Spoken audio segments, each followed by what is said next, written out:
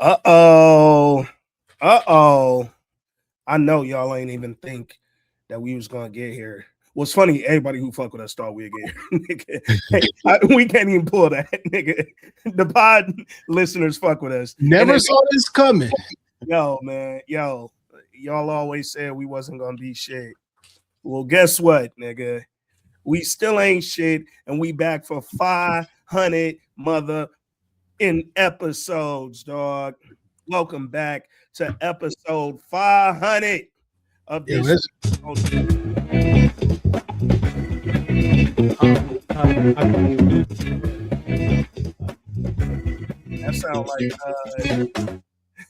That sound like the Varnell Hill intro beat, nigga. The Varnell man can shaboing boing. What's really so funny is I don't even have my headphones on, so it was just playing noise, and I have no idea what it sounds like. I promise you that was the Varnell Hill joint, dog. And I forgot where I put the horns and shit on the board. Yo, man, welcome, ladies and gentlemen, to episode 400 of This Week in Culture for the 500th time. Because I said 400, I meant 5. I'm your host, Ant Wood, aka Trinidad, and aka one half of the culture and God on the pod. And y'all know what it is. When y'all hear that can crack, I mean your man back. And I got my brother with me for the 500th time. Jay, what up, though? Yo, what up, though? It's your man, Jay Johnson, one half of the culture, one half of everything. And I know what you're thinking. Finally. For the 500th time, my favorite podcast is spending time with me. What's popping? And this week, y'all already know why we here. It ain't shit else to talk about. We here to talk about us, nigga, and how dope we are, nigga, and how much we provide the motherfucking best content out there week to week. Before we get to it, man, we want to thank all the Patreon subscribers, new, old, and in between. If you are not subscribed to the Patreon, what is you doing, my baby? Hit up patreon.com/This Week in Culture and grab a tier. And if you're not subscribed to the Patreon, but you find yourself here, we appreciate you, man. New listeners, old listeners, Patreon listeners, everybody in between. What up, though? Big time, what up, though? Big 500, what up, those, man? Yo, man. Before we even kick off our 500 talk and really gas this shit up one time, man, salute to you for being Mr. 1000 out here, man. It's crazy. 1,000 pods. I mean, we already know that number fluctuates, you know what I'm saying, when you really get into the recordings. But across two of your main pods, man, here in Shop Talk, you got over 1,000 of them boys, man. How you feeling, dog? You know, I was thinking about that because, like, we on what, 5? We just dropped 517. And like that was a big thing. And I was posting about 500 people like, yo, congratulations. I'm about to do it again tomorrow and be like, hey, nigga, did we just He's gonna be like, hold on. This nigga gassing, dog. Yo, man. Didn't we just listen, man, it'd be so dope that we do This Week in Culture because it was like a side quest. You feel me? And like I had no intentions on it being big, small. It was just, you know, nigga, this shit fun. You know what I'm saying? Talking about some shit we love. And you know, it's didn't worked out, man. I appreciate you. You know what I'm saying? Because nigga been through it all trying to do this. Nigga, we done literally blood, sweated, and teared around this pod. We done fucking dealt with life, death, everything in between, man. Marriages, milestone, birthdays, all kind of shit that happened. And man, dog, it's just so, like, I probably said this around 300, maybe even 400. Might have said it back when we hit 100, dog. But the constant commitment to get in here week to week and do this shit, like anybody who never podcasted, it's funny. I was kicking it with my with one of my best friends the other day. Me and my nigga Mike was chopping it up. And he just started his podcast, and he really just kind of trying to turn up his whole content shit in general, pod, socials, everywhere. I've been tapping in. Man. No, he if I'm gonna drop his info in here in a second, but if you looking for, you know, insights on socials, on business, on advertising, marketing, media, just kind of understanding the fucking space that we in, because it's a lot going on. My dog Mike has a really, really dope podcast that he just started, but it's kind of he kind of moving around it more than a pod, man. It's if you just on YouTube search at Mike Austin Makes, man, and he putting up some really dope content over there, kind of across every medium. But he was talking to me the other day, and he was like, "Yo, respect to y'all, because this shit ain't easy, nigga. Like to sit down and have to come up with interesting things to talk about, or things that maybe ain't that interesting, and you got to make them interesting week to week, however often you trying to put out episodes. Like it's a task, man. It's an exercise that can sometimes feel like it's in futility. So we've called this shit a labor of love for so long, but it really is exactly that.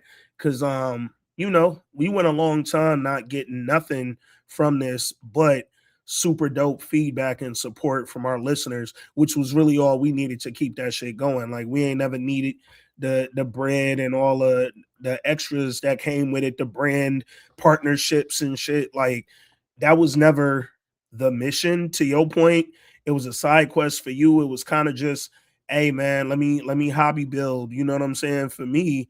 And it turned into something. We got family and friends we ain't never met day to day. We got family and friends who we met and was already close with when we met them. You know what I'm saying? Like it's a different level of community over here, and just something that if you ain't did it, I don't know if you understand the work that goes into it, but hopefully y'all appreciate the work that we put into it, because this shit is a lot, man. Man, also, man, it is a community over here, and I experienced that a bit with Shop Talk. That's more like general conversations, you know what I'm saying? So depending on what you're talking about, but like with TV shows, film people show up for their favorite shows. Mm-hmm. You know what I'm saying? I worked in the media industry and selling cable and internets and like dealing with these HBO reps, dealing with Showtime reps, dealing with the Stars reps, and seeing these people, man, the connection that people have to their shows, back in the day, people used to be like the soap opera stars be like, they be getting death threats because they think like that's how people connect with their shows. So when we come over here on weekly and we can discuss that and people like send in voice notes, the best thing that's ever happened to me on this pod is the finale of Snowfall, when we had 4.5, 5 hours worth of voice notes from our listeners. I've never been impacted like that before. And one, it's not because of us per se, it's because of the art. You know what I'm saying? We're talking about the art, we're talking about the show, but like it's for the show. This just being a conduit where people can gather and commune and talk about the things that matter to them. And not for nothing, it is a personal sacrifice to get up on here week after week, multiple times a week, and share your personal journeys, personal thoughts on things. Every time you speak on a microphone, you got the opportunity to turn somebody off.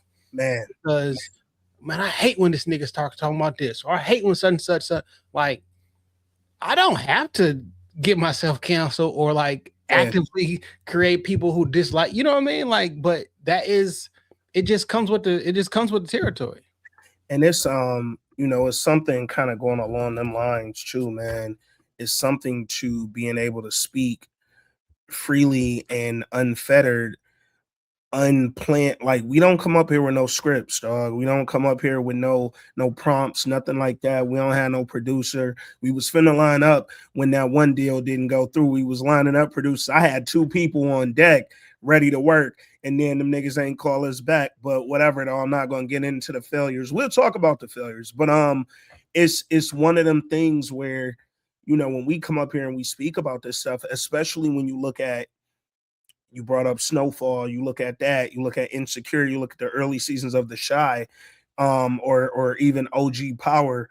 It was a lot happening on those shows that kind of kicked off the pod that was really relative to me and your background, you know what I'm saying? And really relative to a lot of stuff that me and you have seen throughout our lives, right? So when we used to talk, I would love back then when we would get that feedback from people like, yo, I really love when y'all talk about yo pops or your parents or your relationship, when y'all get into them personal bags, because we was being honest. We was coming up here talking to a bunch of people, most of whom we don't know from a can of paint, and giving them real live, again, unfiltered, unfettered aspects of our lives and our thoughts. And sometimes that shit don't always come off the way you want it to. Sometimes it don't come out the way you intended it to, but it ain't never come out and wasn't real. So that's the thing that I love about it. The shit was real every episode. For 500 of these, we've given our audience, our listeners,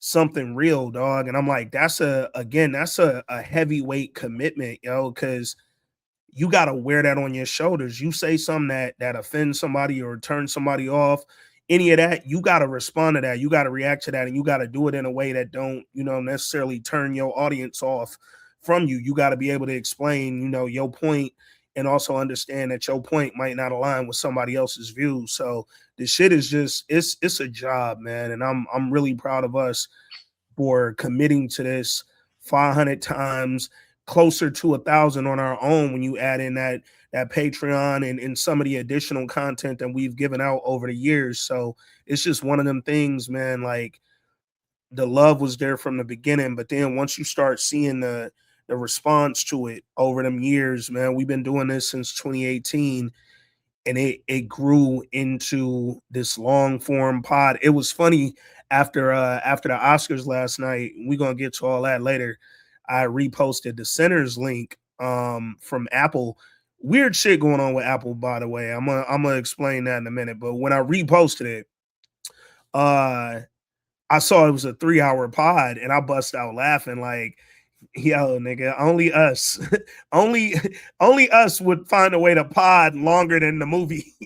And like, but we got into that bag so crazy, dog, because that's the other thing, right? My favorite show that we probably ever reviewed outside of one of the OGs was Lovecraft Country, man. Gotta be.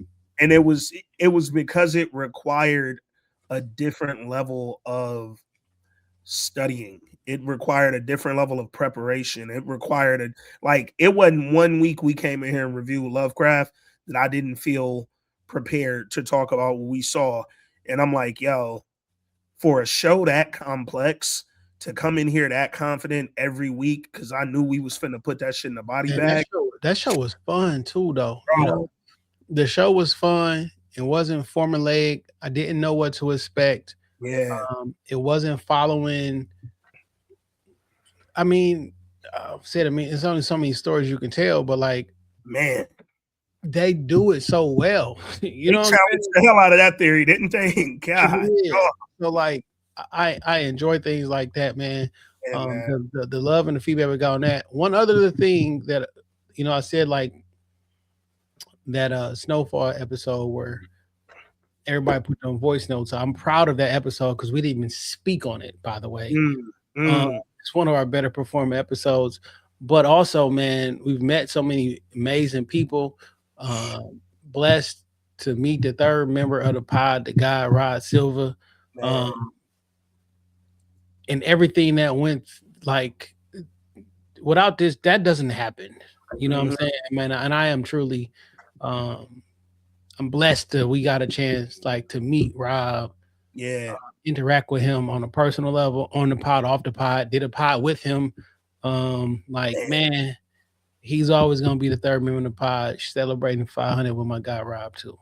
Man, rest in peace, Rob Silva, man. That was one of them things that, the organic nature of the relationships we be having with our listeners was like, Rob was like the fucking most penultimate version of that, right? Like, Rob was quite literally the example. Like nobody. Facts. He said, "Yo, I'm just gonna. I don't know if y'all do this or not. I'm gonna send a voice note in." And like my nigga just came out and just straight up, no bullshit, and pause for my nigga Rob. My dog just start chatting with us, nigga. Like my dog start chatting with us, and literally just sent a voice note to our email, man, and from there kicked off what became, you know, one of the favorite parts of the pod or segments of the pod for us when we get to play voice notes, man. And it's just so befitting of our podcast to find a mind like Rob Silva's, dog, like one that was so aligned with the way we thought, but also when Rob saw something different, man, it was so dope because the way that he would let us know he agreed or didn't agree, it was always respect. It was always love. Like when Rob felt like snapping on some shit and laughing at some bullshit that we was reviewing, it was never disrespect. It was never like, you know how the internet do. The internet, you have a different opinion on something. Motherfuckers call you anything but a child of God. But it was always just love from our brother because he was, I mean, one, he was a grown ass man, dog. He wasn't with them internet games. But two, again, that level of community we got in here, yo. Everybody respect what we do, but everybody respects one another in this fam. Like it's really, I was really friends with other friends, my friends I know in real life. Fam, Summerall, Lincoln with Rob, and Rob giving, I think he gave Ashton some books or something, dog. Like, right.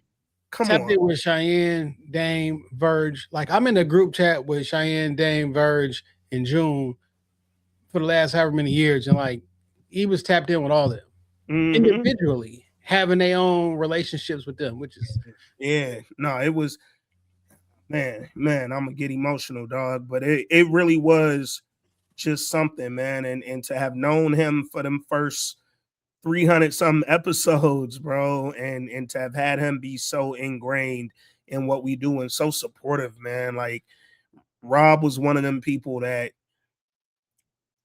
I ain't give a fuck what we was talking about, what we was doing. Rob would tap in to let us know he ain't tap in. Like literally, Rob tapped in to say, yo, I ain't watching that show or I ain't caught up on that yet, but I will, because if y'all reviewing it, then y'all probably recommend it. So, and like he would do that type of shit just to let us know he was still around, man. And again, it's one of them things where to lose him, it was felt, but to also have so many other members in this community doing the same thing, man, it was really dope. But Rob's a one of one, and that's a fact, man. You know, speaking of, we got a couple of voice notes showing us some love for 500. I'm gonna kick those in, actually. Gang members. Hey, Aunt. Hey, Jay. Just checking in. I was trying to get this in earlier, but I've been under the weather, so I'm just going to keep it a little short and sweet. But I just wanted to congratulate y'all on 500 episodes. That is so major, so major. Y'all don't know how much y'all have accomplished, how proud we are of you, how much y'all have impacted our lives. And, you know, I'm just very happy to be celebrating with y'all, to be still here. You know, like I said in the Facebook group, there was a couple of shows that kicked it off that had a cult following, but over the years, you know, we done been through shows, movies, just cultural things that have gone on. We went through a whole pandemic. Just so many memories, and y'all have been there holding us down through it all. And I, for one, am truly grateful for y'all. I know it's a labor of love. I know y'all have y'all own lives and issues to deal with, and the fact that y'all still come in, you know, several times a week sometimes, and get the mics on and just go to town is a testament to who y'all truly are. And yeah, I appreciate y'all. I am just thinking back on how much we've learned, how much we've laughed, how much we've, you know, just been entertained and engaged and like y'all always say, it's not really about the reviews all the time, or, you know, just going through plot points in a story. You know, y'all open up, y'all tell us stories, y'all, you know, enlighten us with wisdom. And that's what makes this my favorite podcast, because it's just so much more than reviews. And I'm rooting for y'all. I'm always gonna be down wherever y'all are. And to all the Twick family, I love y'all too. I've made so many friends over the internet that I hope to meet one day, but we just become a family, and that's the top thing that mattered to me. I just feel so connected to y'all, my tribe. And I love y'all, and I, you know, just wish prosperity on the next 500, and that y'all just get even bigger in this space, and, you know, just get the shine that you are supposed to, because there's a lot of crap out here in the way of podcasts. But you know, y'all never trying to go viral or catch a moment or just be dumb just to be dumb. Y'all keep it real, and you know, the integrity that come with this podcast is something that needs to be highlighted as well. So yeah, like I said, rest in peace to the third member of the pod. We always remember you too, Rob Silva, and just have a great show, guys. I'm looking forward to it, and I'm looking forward for what's to come with This Week in Culture. All right, peace. Peace, man. Peace, family Shay. First of all, I hope you're feeling better, man. And if not, get well soon. Because I know how rough that can be, trying to leave a voicemail while you ain't feeling your greatest. But Shay, man, we appreciate the fuck out of you. You already know, man. You one of the Chi-Town legends of the pod, yo. We got a few Chicago legends in here, and Shay is definitely one of them, man. Got a few day ones from Shop Talk and This Week in Culture who been tapped in, been down like 10 years. That's a long time, dog. Man. That's a long time.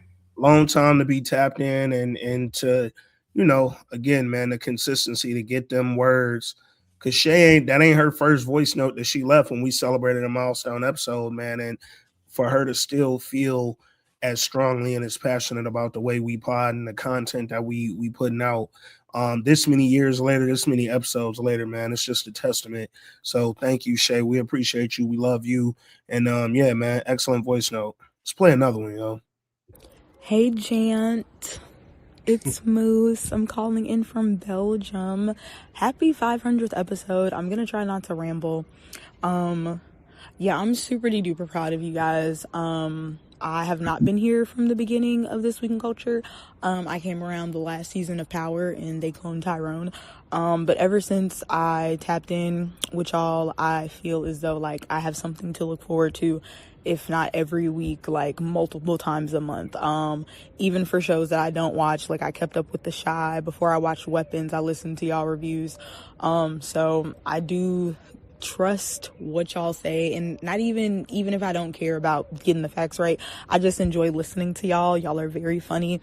My favorite episodes are definitely season 2 of BMF, because yeah, they were definitely tripping, but y'all gave me an excuse to watch that goofy ass shit, and that just like proves like, one, you have an audience draw, but professionally y'all have done things like interview the stars of Flatbush Misdemeanor. The producer or the writer for Reasonable Doubt has reached out to y'all to tell y'all, hey, I like what y'all are doing, and here are some extra fun little tidbits. So I am very proud that a podcast that I listen to and also like directly engage with has such a far reach. And I love all the other listeners that send in voice notes. I am very excited for this next 500 episodes that we're gonna get from y'all. From Rookie of the Year to Patreon subscriber, y'all are forever gonna be Jant to me. I don't care if it gets corny, but I'll be chill about it. But all in all, congrats and have a wonderful podcast. I didn't watch the Oscars, so I have no commentary about that because I'm out of the country and they're not allowed. They're not allowed to watch any American media, not even on YouTube. I can't watch any of the performances. So just shout out to y'all. Whatever y'all talk about, may it be blessed. Goodbye. Moose, you gotta get you a VPN, baby. You gotta get you a VPN. I wish I had one of them sponsors. I'd be like, oh, NordVPN. Use it quick. Listen to us and watch us anywhere in the world. Thank you, Moose. Moose, man, thank you. First of all, safe travels while you're in Belgium. And have fun. I don't know nothing about Belgium except for Waffles. Yeah, that's about all I got. What's funny, I was about to say Jean-Claude Van Damme, but he from Brussels, so Sprouts. sorry. Moose, man, you already know, you said it best. From rookie of the year to Patreon subscriber to just one of our favorite people, man. Every time we see a voice note from you, we already know it's gonna be a good one, no matter what, dog. We gonna laugh, we gonna like, yo, what the fuck moves on, dog? It's just a good time when we hear Not from for them. nothing. Gent is hilarious. Like, Oh, yeah, no, we're never getting tired of Jan. That the fact it took so long for somebody to call us that is a testament. Something like, yeah, that's actually fucking hilarious. No, Jan is like numero uno on nicknames for the pod. So Moose, we appreciate you, my baby. You of course you watch the Oscars, right? Mm-hmm. Yo, no bullshit. Yesterday is the first time I watched the Oscars from start to finish. Wow. Like I always like tap in, but like okay, I watched some of the pre-show. Like Okay. I watched the whole thing, and yo, I love that shit, man. It was a great fucking program. I'm like, is this shit always this good, or do I just like care this year? Because y'all know my thoughts on award shows. At least in the last like 10 to 15 years, I've been pretty tapped out. They got way too performative and less about the awards. And as somebody, especially on the film side, on the music side, I get it, but on the film side, I'm like, bro, I don't need y'all niggas coming up there doing 3-minute monologues to intro the award. Like, let's get to the bag. But I was tapped into the first half of the Oscars. I saw Ryan Coogler's initial win for screenplay, original screenplay. And then I was kind of checked out because I had some work I needed to get done. And then I came back for that like final quarter of it. Like that last 35 minutes I was there. So I saw the big awards go out. like really good show. Conan O'Brien was a great host, man. Great host. Like even the skits to start, like to start the shit off was great because Conan was dressed like old girl from Weapons. Yeah. A long ass monologue, and it went through all these different movies. I'm like, yo, Yeah. this is pretty creative. And then Conan is just a really good host. He has the right amount of humor, awkwardness, dad joke, everything. Like Conan just been low key. Conan just been a cool dude, a cool guy for like a long time. Well, he cool ass nigga, dog. Cool ass nigga, bro. You know, he don't never go like too far. He just be like, he just been normal. You know what I'm saying? So I fuck with Conan. And something I think also made the Oscars, obviously the Sinners piece of it all made this year's Oscars big for us, and not just Sinners, but One Battle After Another. I know you were really a fan of that one. Weapons was also a huge movie last year that, you know, for me, seeing anything in the horror genre, Sinners and Weapons, even though Sinners, the horror was fucking white people, but seeing things in that genre be nominated for the biggest awards is always gonna draw me in. But I thought about something when I was watching it yesterday, like thinking back on movies that came out in 2025, right? You had really a lot of movies drop, but only a few made waves, right? Only a few had either in our community. Yeah, well, shit, across the board. Because like even One Battle After Another, for as big as it was and as critically acclaimed as it was, that shit fell $100 million short of their budget. Like it was really only a handful of movies last year in our community and across the board that was like talked about and had performances in them that were award worthy, right? So only reason I say our community, because it was one of the movies that won a bunch of awards, and all the clips I saw look fire. Huh? No, I'm not. I'm not interested in Hamnet. Not that it don't look fire, no shit like that, but like No, because I know old girl. She the only one who swept award season. That won Best Actress.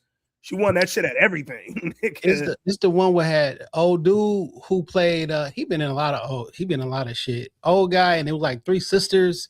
It won like a bunch of awards, and they kept going to him in the crowd and shit. They whites. They great whites too, by the way. But like they're not a part of my normal timeline on my. You feel me? So when I say like our community is like one better after than the other. It wasn't on my timeline. It wasn't like the Breakfast Club wasn't talking about it. It's not like on the black joints, but like it's on my YouTube timeline because I follow different things. It's on our shit because our shit we into that type of shit. You know what I'm saying? But like it was a lot of movies. Like one, I didn't know people fuck with Frankenstein like this. You feel me? Man. So Frankenstein cleaned the fuck up. I watched half the movie. It was all right, but like it cleaned the fuck up. Shorty had told me about it. I think she watched it on one of the So Netflix. Well, yeah, now, but I think she watched it on one of our little bootleg joints when it was in the theater.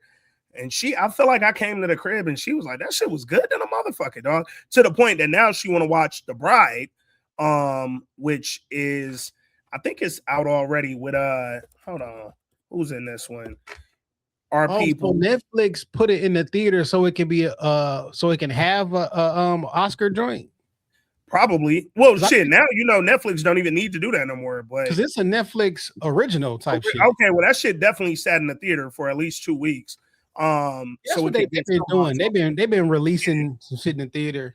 So yeah, The Bride is Christian Bale, Jake Gyllenhaal, old girl. Jessie Buckley, who won for Hamnet, who won Best Actress, like she played a Bride of Frankenstein. Christian Bale plays Frankenstein, or Frankenstein's monster, rather. Jake Gyllenhaal is I'm blanking on who he played, but it's a lot of Penelope Cruz and that shit. Mad people was in it, and it's coming right off Frankenstein being so successful. So now I'm like, oh, we gotta go see The Bride, nigga. Like this shit, I don't think they got nothing to do with like the Frankenstein that dropped last year, but it's just to line them two movies up and see one of them get hella Oscars. It's like, damn, now I gotta go check this other shit out, bro. Something else that I thought was really like, oh, now I have to watch that. Begonia. Begonia was I think Emma Stone, redhead. She got a Best Actress nom for it in all the major award categories this season. And our dude, what's my nigga name? Shit. Jesse Plemons, big head white boy. Yeah, I know. Yeah, was also in Friday Night Lights with Michael B. Jordan, by the way. Jesse Plemons had been nominated as Best Actor in like 3 of the 5 major awards. He ain't get the Oscar nod. People was kind of mad at that. But that said, Begonia got so much recognition during award season. I'm like, damn, nigga, I want to go check that out now. Sentimental Value is the movie I was talking about. Is that Christian Bale? Oh, I'm sorry, not Christian Bale. Ethan Hawke, is that him? Which one was Ethan?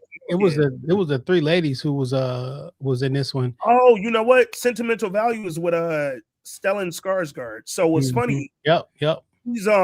He's the father of dude that played It in the joint on HBO. And then it's like he got like mad sons, and all them niggas are like major fucking actors. Yeah. And he's like the greatest fucking German actor alive, nigga. Yeah, Stellan Skarsgård, bro. I watched this shit because like I wanted to, I'm like, damn, I want to see this movie because all the clips, I was like, yo, they look like they was in there acting their asses off. You feel me? Mm-hmm. That's not something that ran through my timeline. So like I can tell it was great. I can tell, like, you know what I thought was really dope, man? What's that? Because I don't know, this is the first time I like care is, we know how much Ryan Coogler connects with us because we see something familiar. Well, I'll see something familiar in Ryan Coogler than what I grew up with, what I'm used to. Yeah. And I enjoy the way he sees the world and puts that on film, the whole 9 yards, creative, all that good shit. But like everybody be creating for their piece of the world. So like when he say I'm from Oakland, I want to show this a certain way. Somebody from Boston, like, nah, I want people to know what Boston really like. And I can't be mad at that.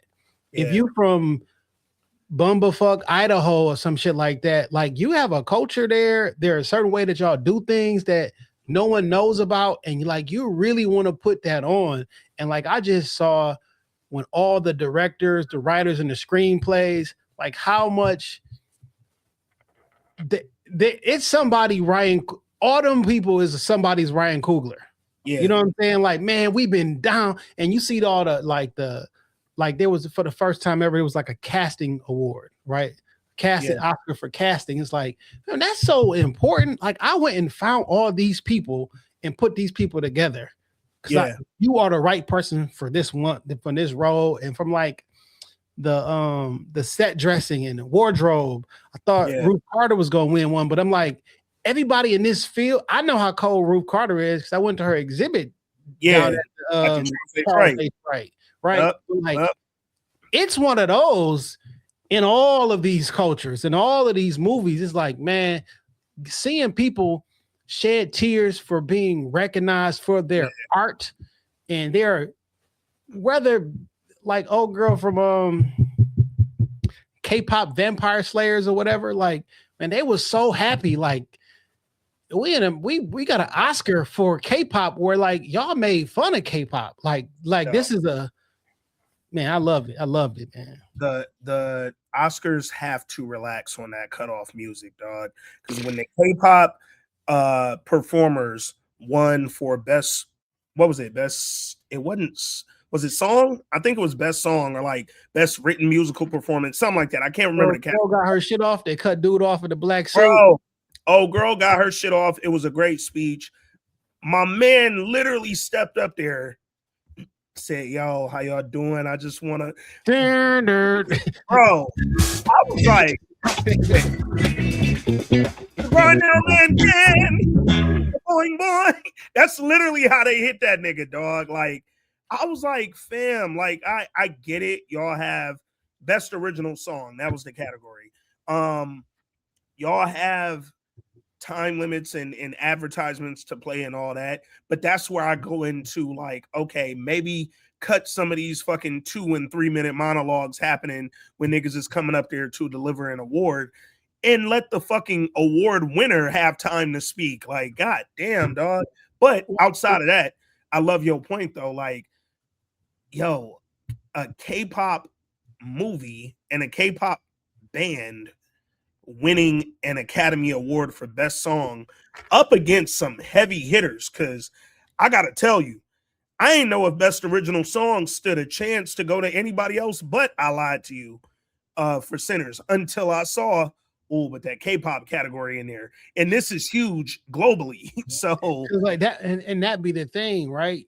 Because that shit is important to me and my culture and my corner of the world. Like, I mean, it's the biggest thing in the world, but like all them other songs, some ballads, one of them.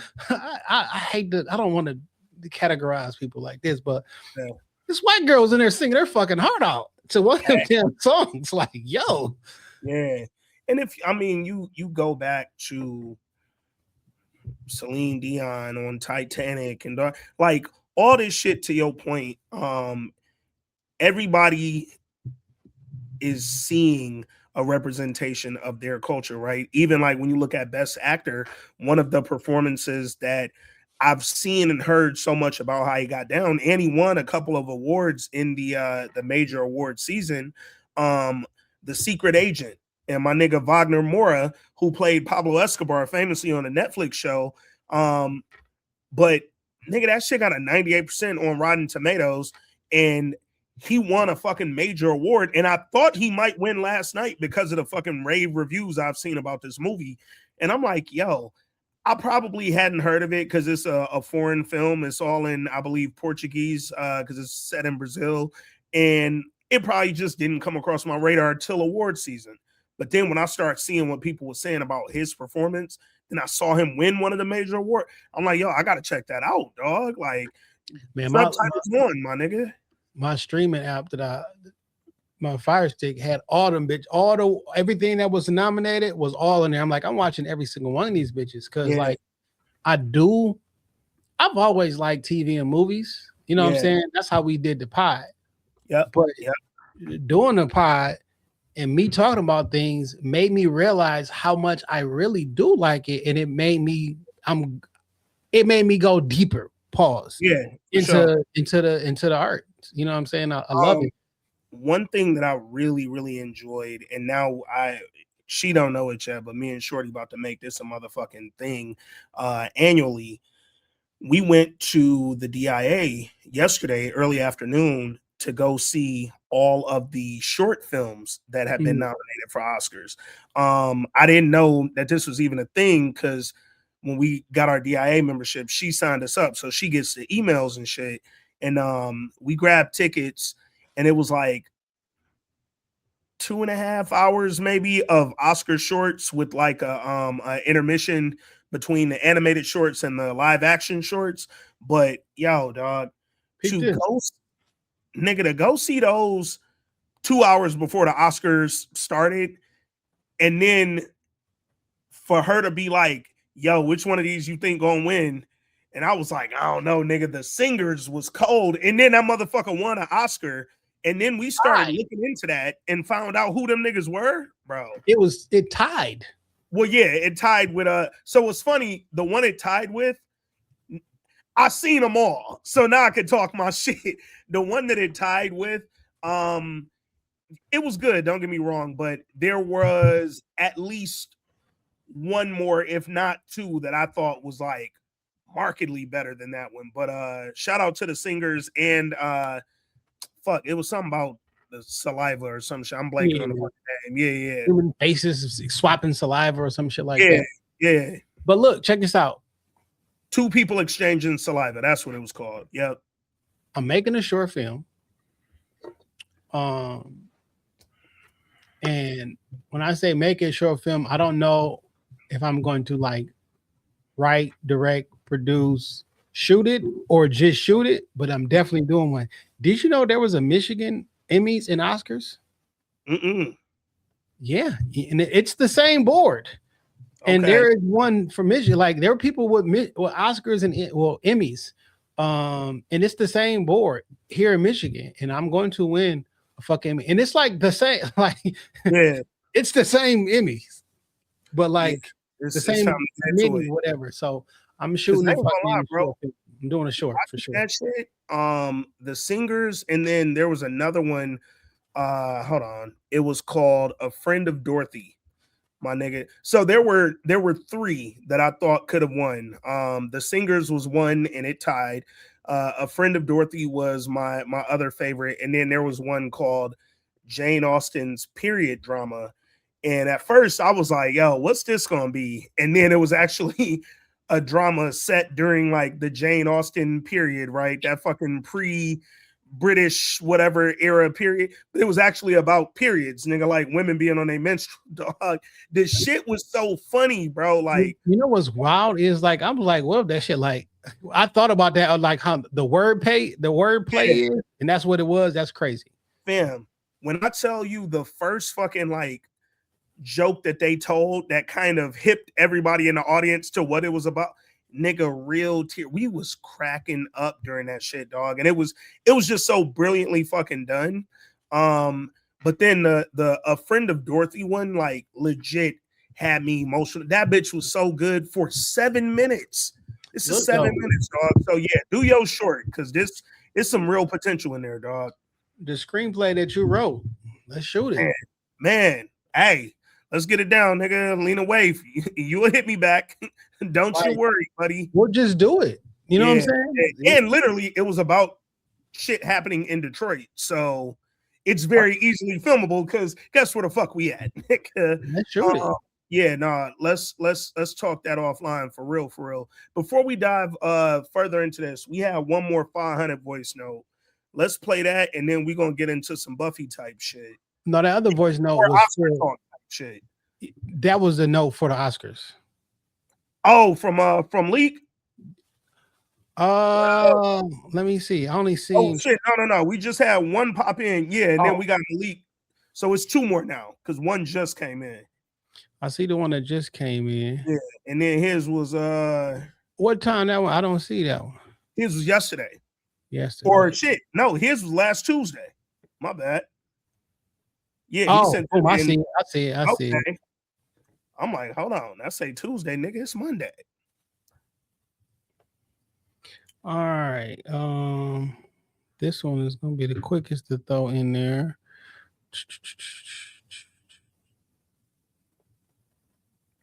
All right, boom. I'm gonna play this one.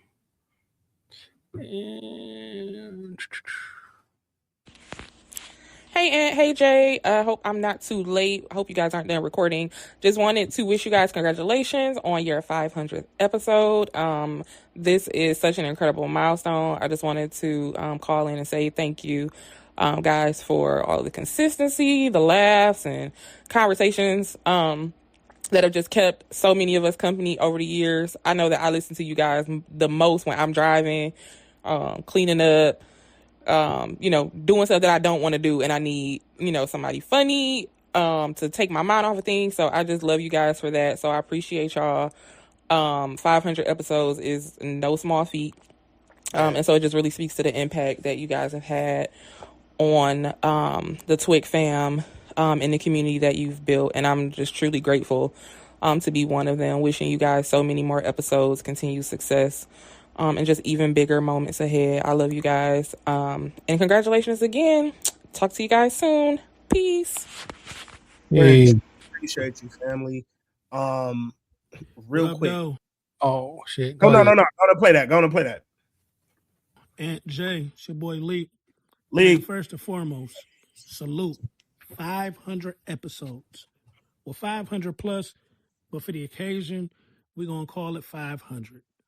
And I just want to say, man, y'all deserve all the flowers, all the accolades, all the praise that you could possibly get, because you've done something that up until now I haven't seen done, and not at the consistency or the high level that you are doing it.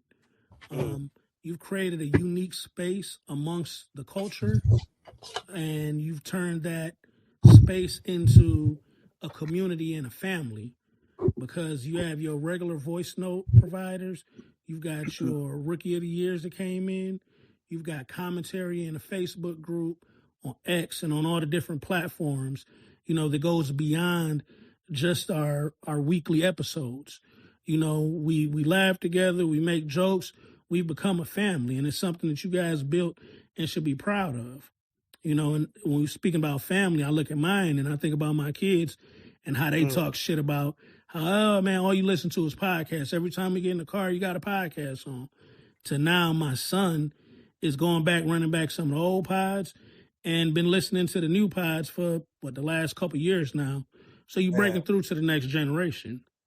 But with that, I also want to say that you've been an integral part of our daily routines, from the commutes to work, dropping kids off at school, getting through our work day, road trips, workouts in the gym, cleaning up around the house.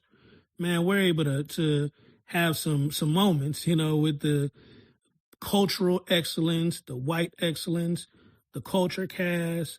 I mean, even some of the shows that we wish that we never watch and we never want to see again. You guys have potted on a level that has exceeded even some of the shows. Some of the breakdowns have been better than what we've even watched, and they left us with something to walk away and talk about. So, that's another element that, like I said, many aren't doing. Now, with that, it's also going to be the haters too. And one thing about a hater is they're going to sit back and they're going to keep watching, waiting on you to fumble, waiting on you to have a misstep so they can say, yeah, I knew it. But the only thing that's going to happen is they're going to run them views up for y'all on the way to the top. So, let the haters come along for the ride, because at the end of the day, you got a whole culture behind you that's waiting to see you break through that next global stage and the success that is on the horizon for y'all. So I'm speaking that into existence now. I believe in y'all. I believe in what you built. I've enjoyed every moment of it, and I look forward to enjoying so many more. So as Rob will say, peace and blessings, my guys. Man. Lee, You should have dropped the mic on that one, dog. French, I know we got the chat and shit, man. When you hear your voice note, then you hear leak. I want you to let that nigga know he tried to come in and steal your motherfucking shine, dog. Yo, appreciate both y'all, Leak, French, man. Y'all already know what it is. Real family shit.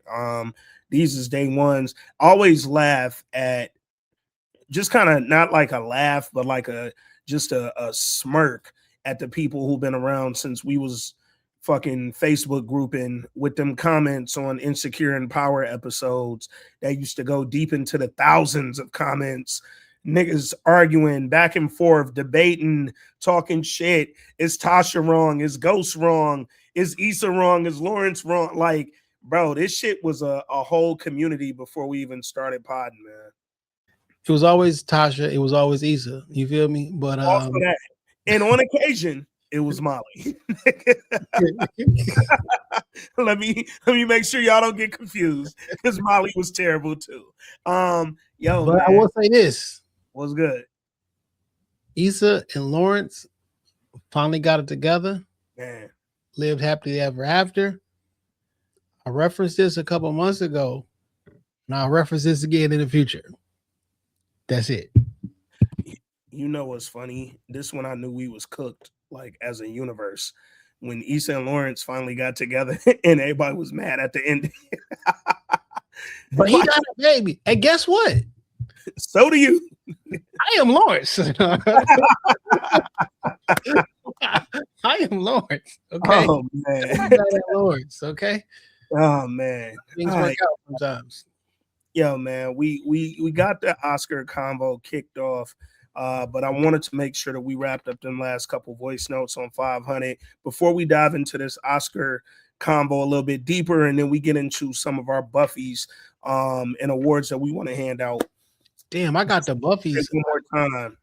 I got the Buffys. They in the car though. I don't feel like going to. Man, no, we ain't got to get them. Just know the Buffys is. I'm at my mama's house. I can't even get the Buffys out. But the Amazon Buffys, I might add. Yeah. Oh, I already know. We was gonna get these away to y'all. That's what y'all don't know. We was going like Rookie of the Year was supposed to get a pair of Buffys. Amazon Buffys though. Be clear. But before we dive into it, man, thank you again, everybody who listened, everybody who sent a voice note, everybody who extended congrats when I posted we was about to record 500, everybody who gonna send congrats when I post the episode. Just know we really appreciate y'all, and it's definitely never ever unnoticed how much y'all support us, and we thank y'all for that, for real. Let's get into some of these real Oscar conversations, yo. So throughout the night, if you couldn't tell, only 2 movies really mattered last night. It was a lot of movies that did exceptionally well throughout the night, but the 2 that took home the most and that sort of consistently found themselves up against one another in just about every category, One Battle After Another and Sinners. They was coming for each other neck all night.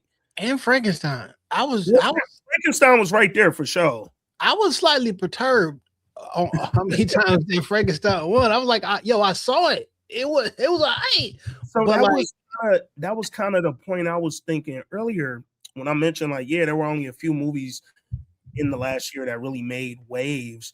And what I meant by that is post-COVID, we're still right. We're seeing every day with some of the mergers that's happening in Hollywood between studios. Like niggas literally just complained their way to Netflix not buying Paramount because I quite literally heard from a couple, well, not heard from, but saw interviews with a few like major directors and agents out there. Like, nigga, if they buy a major Hollywood studio, Hollywood as we know it is over. Nigga, like that would seal the end of Hollywood as we know it. What's fucked up about that whole thing, because I did not want Netflix to have HBO or Warner. I did not want that to happen at all. When you create a fucked up problem and have to ask for the solution is everything go to the Ellison family. Yeah. You know what I'm saying? Because niggas own media, niggas own everything. Granted, and that's what I meant, Warner, not Paramount. Paramount bought it. Paramount Skydance ended up purchasing it. Yeah, but I gotta I got a Paramount subscription. All right, but it's not going double. You feel me? Yeah. But I don't want the movie industry to I like going to the movies. I think and like children go to the parents go to the movies because they take your children to the movies. Why don't y'all want to be entertained? Like as the parent, like why don't you want like you go there? Yeah, I see that with y'all with your kids all the time. Like how did people our age who have the children now fall out of love with the movies when it was so much a part of our growing up? It's a part of the children that you're raising growing up. Like what happened that we don't find value in the movie theater any longer? Yeah. And you know what? I think it's a combination of things. So, right. A lot of movies came out last year. When you look at the box office numbers for 2025, it was, I mean, shit. Jurassic Park came in and did crazy. Avatar dropped another one. A lot of the movies that hit the theater were more animated or children/family focused, but like F1, Superman, Mission Impossible, Wicked, all that shit came to the theater, bro. Like Sinners, I think for all the money Sinners made, was like damn near 400 million globally. That shit was like number 20 on the list as far as what box office numbers did, and it was one of the most successful when it came to the big awards. So there were clearly movies that dropped last year that did fucking great. You know what who I felt bad for, dog? Who that? I'm watching the whole thing. I kept saying, yo, why the fuck is Steven Spielberg here? And I forgot that fucking Avatar and shit. Like that nigga didn't win nothing. That nigga was just in the front row looking like. Well, no, he was on his Timothy Chalamet shit. Nigga. Timothy Chalamet had 9 fucking nominations across his movie. It wasn't just all individual, but 9 nominations across Marty Supreme, which I actually thought was a really entertaining movie. I had no idea how they were going to make a movie about a ping pong player interesting. Nigga, I can say without a shadow of a doubt, that movie went so far more left than I ever expected it to go. It was really good, dog. I'm not mad at him being out. I haven't watched it yet, but nigga, I really fuck with ping pong. Yeah. Like I used to play heavy ping pong at the gig back in, this is 15 years ago actually. Mm-hmm. We had a pool table at work at 3:00. It would go down. I'm talking about, nigga, it was 20-25 people in this room every day at 3:00. I had my own paddle. You know, it's certain type of, you know, you got to get that certain spin on it. Like it was really going down. And I started fucking with ping pong like heavy. And then table tennis added into the Olympics and all the other shit. Like I really fuck with ping pong. So I didn't know that movie was about ping pong until last week. Bro. It's not one ping pong in the trailer, is it? Because I just see this nigga running down the street. So I knew it was about ping pong the whole time because it's based on a real dude, right? This dude named Martin something, whatever. But when I tell you, dog, I don't know much about Timothy Chalamet. I know movies he's been in. They just haven't except Dune. I haven't really seen this nigga in nothing else because his stuff usually don't fall in my lexicon of interest, right? Bro, when me and Shorty sat down, this was like a month ago, almost to the date. We sat down and watched this shit on the bootleg joint. Nigga, by the end of that movie, I legit was like, yo, if he don't get the Oscar for Best Actor, I'm gonna be mad. Cause that nigga, I'm glad you win an Oscar young, you ruined. Yeah, also that. It's a wrap for you. He literally, and I say this, no bullshit, feel how you want to feel about, y'all already know, we proud of anything that happened for Sinners last night. I'm never going to be, niggas was hitting me like, yo, Michael B. Jordan won, what you got to say? I'm like, hey, listen to the review, dog. I've been said this is his best performance by far, so I'm not mad at all. I'm happy for him. Salute. But I would not have been. Here's the thing. I can't be mad at nobody winning a fucking Oscar. This goes all the way back to, what was that? Denzel from Malcolm X and Russell Crowe for Gladiator. Was that that year? No. It was Al Pacino, Sin of a Woman. Woman for X. Who was up for Gladiator the year that won, dog? Hold on. Year that Gladiator or Russell Crowe won an Oscar. All right. So, all right, Russell Crowe won in 2001. Pat, let me look this up. Best actor. He beat out Denzel? He beat somebody, and everybody was like, hey, what the fuck, dog? Oh, you know what it was? This wasn't a Denzel year. You're right. Sin of a Woman was definitely the X year. Russell Crowe beat out, everybody thought Tom Hanks for Castaway was going to win. That was like the big thing. And that's heavy, right? Like, Tom Hanks in Castaway was brilliant, my nigga. Now listen. On the grand scale of movies, I can see how Gladiator can win. But just acting though, yeah, I think the role of Tom Hanks, it just required a little bit more. Yeah, well, it required something different. I won't say more, something different. Yeah. It definitely required something different, but then it's wild because also look at Russell Crowe's career and acknowledge that nigga went from that to like, yo, can this nigga act? Like, because American Gangster, he went crazy. He popped right back out, but then it was like, yo, it was some in-betweens that look off. I gotta watch, which I don't know why I didn't watch it, but from what I'm on right now, I gotta watch this joint where he played Noah from 2014. That shit went crazy in the box office. Yeah. And it's like, but again, to your point, the movie Gladiator, one of the best period pieces ever done. That shit was amazing. Gladiator 1 was so good that not even Denzel could make Gladiator 2 as good. And Denzel, I thought, was fucking... It made me watch Spartacus. For sure. And that ain't even like... I wasn't interested. Yeah. How about this? Game of Thrones was so good that I watched...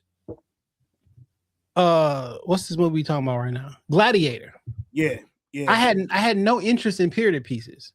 I don't want to see no medieval shit. What the fuck I give a fuck about a cloudy ass day for in Ireland or some shit. Like, I want to see no cloudy ass Braveheart. All that shit is too cloudy. It's like it rain every day. But the Gladiator was so dope. So when it was like when he won, couldn't be fucking mad. When Al Pacino won for Sin of a Woman, yes, I know what Denzel did in X, and I get it. But goddamn, I couldn't be mad, dog. Because Al Pacino, if you never saw Al Pacino in Sin of a Woman, you missed one of the greatest performances of all time. Listen, this was something that Charlemagne said on the on Brilliant Idiots, because I don't really listen to the Breakfast Club like that. Yeah. And he said this. He was like, "Yo, Michael B. Jordan is about to win the Oscar. One, because I won the Actors Award. So like, I forget what they call it. They just switched the name up, but like the one that the actors do. Yeah. So like, if the actors voted for, like, I'm gonna win this shit. But he was like, you gotta have a good performance, but you also have to campaign well. Yeah. And I do think that Sinners did the best campaigning. Pre-movie, post-movie, and right lead up to the Oscars. He was like, you got to commit so much that you got to hire a nigga to say nigga in the audience. I was like, yo. And then while that's going on, and I wasn't mad at it. While that's going on, Timothy Chalamet goes the opposite direction. He starts shitting on the arts. Like, oh, this is perfect. Nigga hating on that. Yo, what's funny, Shorty wired me up yesterday because I'm like, yo, why they say Timothy Chalamet like tanked his chance at winning? And she told me a little bit about what he was saying. And then she was like, but it's crazy because like that nigga parents is like theater people. Like they like mad theatrical, mama ballet dance, all kind of. So she like, I ain't really get it. the Academy Awards would like you not to do this type of shit, my nigga. Facts. And not only was he shitting on the arts, this nigga was also like up in videos from back in the day where he was fucking hitting that John Wall Dougie on niggas and I'm like, yo, why was he a hood nigga in high school? Like, what the fuck was he on? He was doing Soulja Boy performances. And this is tiny. I can't hold him against him. But last year around this time, he did the interview with Kendrick, riding in the car for the Super Bowl when the performance, whatever. And then a couple months later, he was on a pod and he was like, when he was on set, he was thinking like, oh, they got this beef going on with him and Drake. Is this how I go out? Am I going to get taken out? You think somebody about to shoot up the Super Bowl commercial set with you and Kendrick in the car, my nigga? Yeah. It was kind of corny, especially when you dressed in your New York attire and you know, like it was just kind of like you thought the safest place you can probably be is on a Super Bowl commercial set. You're not even in a real car. You got like the camera crew, like it's not a car. Thought that was kind of corny. It didn't help. It definitely didn't help his case, man. But let's talk some of the because we're an hour in. I want to make sure we give the Buffy some good convo too. But let's talk some of the big fucking awards. One, salute to Sinners. I'm gonna just say that one more fucking time. Oh, I know I posted the link. So nigga, our Apple link don't work no more. You can still go to Apple, find the pod and play episodes, but that link it say can't load, retry. And I posted the link to our Apple page and to the individual pod, and they both said the same thing, bro. So I got to go back in there and just post the Patreon link. To the free. Give me about a week or so, man. I'll have all that shit back up to normal. Yeah, we gonna get y'all right. But that said, Sinners took home some major category awards. Let's start with the big one, man. We already touched on it a little bit. Best Actor. So in that category, we had Michael B. Jordan for Sinners, Timothée Chalamet, Marty Supreme, Leo DiCaprio, One Battle After Another, Ethan Hawke, Blue Moon, which I want to check out, and Wagner Moura for The Secret Agent. How'd you feel about Michael B. Jordan winning and just that whole category, bro? I really wanted Michael B. Jordan to win. I watched Sinners over again, and I really think they did a really good campaign because some of the things that I've been finding out that he did to play this role is like, okay, my nigga, you fully invested. I'm wearing a different size shoes with the different brothers, so I walk different. I got fake dimples. Like people on set, like yo, I thought I can tell who he was before. Like it went to the point where it's like, all right, dog. I don't know. Is it just because of what the role required? And I know how much. I know where his baseline is at as far as his acting roles and things of that nature. And for you to lift so far past what the baseline is and hearing all the things that went into you pulling off this role and me watching it again. And sometimes I do be not forgetting that y'all two different people, but like it really looked like two people talking to each other. You know what I'm saying? And like the impact, the whole 9 yards, like I really think he deserved. I really think it was well deserved. It was a well deserved win. Granted, I did not see Marty Supreme as of yet, so I can't. You know what I'm saying? I think it's hard to get. He gets it over Leo. Leo. That was just a great ensemble cast. I couldn't tell you who acted the best in One Battle After Another because it was like, fucking Regina Hall might have fucking around acted the best because she was serious in the motherfucking motherfucker. Surprised that her character didn't get nominated for any of the major awards as best supporting. I know Tiana was kind of carrying the supporting category, but similar to how in Sinners there were a few different awards where I think both Smoke and Stack ladies got nominated, right? As best supporting. And a lot of people was hitting me when I mentioned Regina Hall's lack of nominations, like, oh, well, she wasn't in the movie that long. I'm like, nigga, Viola Davis won best supporting and was in the movie for like less than 3 minutes. So like actual minutes of speaking time was around like the 3-minute mark. So I think Regina Hall should have been nominated. I'm not going to say over Tiana. I don't want it to sound like I'm hating on Tiana or nothing like that. Tiana did a love or hate her character. I think it was a very over the top character, but that's what the character called for. I think she did a really good job. Me personally, I wanted LeBron's father to win an award, but Big Delroy. He did not. I also wanted I can't pronounce her name, but Stack wife in Wunmi Masaku. Yes. Yeah. But like Amy Madigan won, and I am not mad at Amy Madigan winning. Yeah. She I mean, she carried weapons, dog. Like they're literally making a spinoff about her character because of that character, bro. Like I get it. And the different characters that she played, playing the same character, right? And I really enjoyed her speech, because when she got up there, she started laughing. I thought like this was like an act, like she was doing the laugh. She was like, "Nah, that's funny.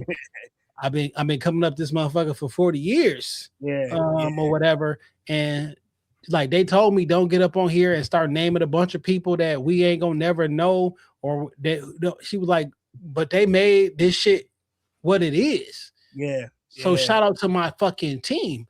I know some people don't like it, but I love it when people go out there and say stuff that's like heartfelt. I mean, that's self-serving. Like I want to hear cool emotional messages and shit like that. When somebody just get out there and just ran off a bunch of names, I don't mind when people be ramming off their family names, because I know how much family is important and like how much they sacrifice for you doing your art, you know what I'm saying? Or me doing a pod 6 hours a week or whatever the case may be. Like, hey man, I enjoy all that shit. I really wanted them two to win for Sinners, but like, just because that's my favorite movie of the year or something, like I just can't, they can't win everything. You feel me?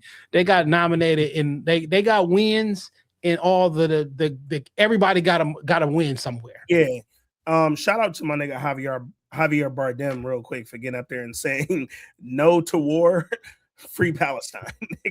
Yo, my nigga just hopped up there like, let me get this off real quick. But I thought it was interesting, right? Because with Michael B. Jordan, Timothée Chalamet, and Leo DiCaprio specifically, their performances as the lead in their movies, I was up in the air, right? Michael B. Jordan won at what did he win? Was it the Golden was it the Golden Globe? He won at he won at SAG, at the Screen or the Actors Award, the SAG-AFTRA. Timothée Chalamet won at like the Golden Globes. Wagner Moura won at the Golden Globes. There was like a different Best Actor winner at all of the major categories, right? In award shows. So I didn't know what was going to happen at the fucking Oscars, nigga. Like BAFTA was different. Everybody had a different winner. Did you know there was 11,000 people in the Academy? No, I knew there were a lot because it's mad niggas that I've heard mention their vote before. And I was like, wait, you got a vote, nigga? So I knew it had to be a lot. That's a lot of fucking people. Did you know that last year was the first year they required them niggas to see all the films? That started last year. Well, what's the joint with Jeffrey Wright? We watched about a year ago. With he's in it too. And Erica. Our shit that also won a couple fucking awards. American Fiction. Yeah, but like when they like some of them niggas don't be reading the book. Yeah, and gotta vote for it. You got to watch it. I love that they started that. It just blew my mind that first started in 2025. Like it just hit y'all to make this a requirement to be on the fucking board. But all that said, I I was happy for Michael B. Jordan getting that win because that's huge, right? You become the 6th black man to do this shit. I wanted to start getting so normal that black actors get recognized and actually win these awards that we can't keep count no more, right? Like white people don't know who the fucking 65th actor was to win white best actor, right? But I love that Michael B. Jordan was able to get that. However, I didn't think he would get it, not because he wasn't deserved. I thought, excuse me, I thought they were going to give the way the night was lining up with Sinners having won Best Original Screenplay, Best Cinematography, and what else they won? Oh, Best Score prior to Best Actor. Pretty much, if you win Original Screenplay and Cinematography, they lining up Best Director for you. Like it's looking like it's going that way. So for One Battle After Another to kind of come in and get Best Director, it surprised me because I thought they were going to go with that for Sinners. But then if that had won, I didn't really think Michael B. Jordan was going to win Best Actor. I thought it was going to be kind of a handoff. That's like, that's if, and it's a bunch of ifs, if we think that's how they do the award show. Facts. Right. If we got this is the conspiracy. Like, hey, they don't want enough type shit. But I thought it only because of how, or the awards that Sinners had already won. When you win screenplay, cinematography, and score, I don't see how you don't win director because it sounds like. Because listen, though, I got a direct, like, One Better After Another had way more moving parts than Sinners. In all the other movies, it was a giant production. You feel me? And look at all these different actors that are like to direct all these different scenes, and like it's a lot going on. And I got like the top of the top in this. It's a lot going on. And Dog ain't never won an Oscar before. Yeah. Shout out to Paul Thomas Anderson, the director for One Battle After Another. Did you know he was with Maya Rudolph? That's his lady for like a while. I didn't know that some of these people was together till I seen them sitting together at the award. This nigga connected to Minnie Rimpington now, so like nigga. But what's funny, the only reason I learned that it was last year when the movie first came out, and people were having that dialogue about Tiana's character and that other character. I'm blanking on her name, but the one who was like standing up, walking along the bank thing when they was robbing it. Something. Yeah. So when people were having like the, Black Twitter was kind of like, hey, this really the movie y'all saying gonna get best director and all the best fucking whatever. But then a lot of people was in them comments like, yo, he's been with Maya Rudolph for X amount of years, and like he's been very vocal to like how dating her has shown him so much about like Black women and Black people and the portrayal of Black people. And basically like he got a different little perspective on shit. And so he felt comfortable doing that shit. And I was like, he dated Maya Rudolph? That's all I took from it. Like, did he write the movie? He probably co-wrote it. Let me see. One Battle After Another. Well, here's the thing. It's also based on a book. It's based on Vineland. So which people said they wish the movie was a little more close to the book. I don't felt as crazy, but I ain't never read Vineland, so I don't know. I don't like that shit. Yeah. I was arguing or having a difference of opinion with people who didn't like what's the drum you been watching based off the video game on HBO? Last of Us. And like, I don't want it to be exactly like the book or the game. Because if I wanted to act exactly like the game, I'll just go on YouTube and watch all the fucking cut screens. That's, like, the thing about art is you take it and then you put your touch on it. You put your spill on. So I'm okay with things not being the exact same of the game. That's why I feel like y'all ruined Game of Thrones for niggas because it didn't end like how you wanted to end. And like people that worked was like, I didn't watch Last of Us because everybody said it was bad. Nigga, that show was fucking great. Facts. And like because a bunch of video game people, it ain't do exactly like the video game. Okay, all right, fine. Let's just take this. Let's take the same route. It gotta be just like the game or the original content. So why the fuck is y'all niggas so mad that Glenn got his fucking head smashed in Walking Dead? Because that's exactly how it happened in the comic books. Literally. But no, I had to stop watching. But that's exactly how it happened in the comic books. Exactly. You niggas just be talking shit when you just be saying shit sometimes. You know what I'm saying? Like, no, let niggas do their creative freedom. You know what I'm saying? So I was really happy for Dog Paul Thomas Anderson because his the young lady who I can't think of her name right now, who did her casting and got the first Oscar. She was like, damn, I got an Oscar before you did. And we've been together 25, 30 years, whatever, casting all your movies, and then he ended up winning like 4 of them bitches. You know what I'm saying? He's been nominated, I think 14 times, they said. And so to finally get so what's funny, they said he was the most nominated director without a win before getting the best director and best adapted screenplay last night. So to have that many noms with no win is kind of fucking wild. But it's also a testament to you, because that's the thing, to be nominated for an Oscar, you did a really great fucking job, dog. Like, I don't want that to get lost in who won and who didn't win. You did phenomenal. Like, no matter what categories Sinners won in, Sinners was phenomenal, dog. Like, the most nominations ever, and did not have the most nominations of the night, by the way. Mm-hmm. They had like the most nominations ever a film got. Yeah. It won about 4 times. Tops. Yeah. I won't say I did one night or some shit like that. One more time. Was it 16 nominations last night? It was something stupid. Yeah.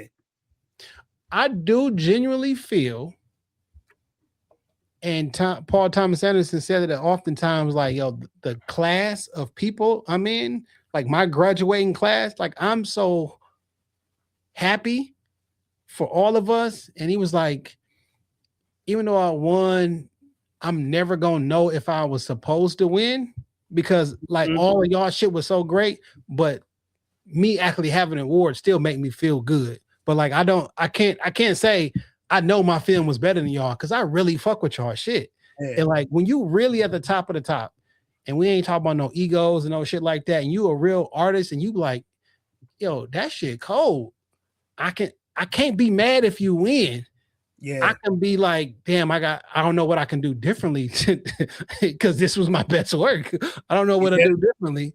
Sometimes it just shake like that. You know what I'm saying? It's a bunch of all-time greats who lost to Michael Jordan.